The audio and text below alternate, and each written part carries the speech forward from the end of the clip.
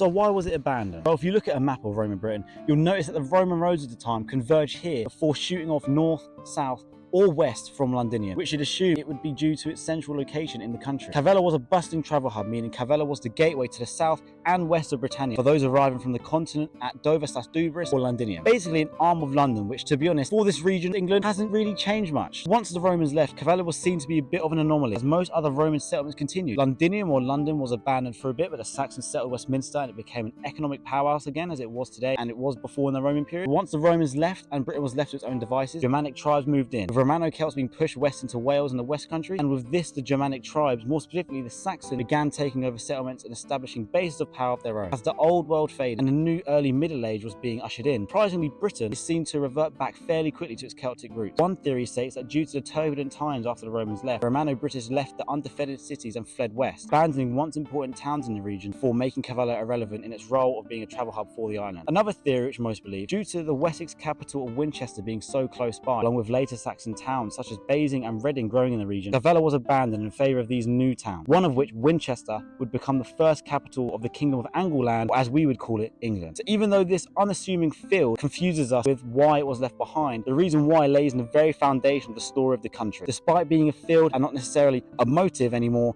this place was once dripping with daily life, and even though it's been pretty much abandoned for a millennia or two, it has woven itself into the history of the British Isles in a very subtle way, which I still find very fascinating still to this day. I think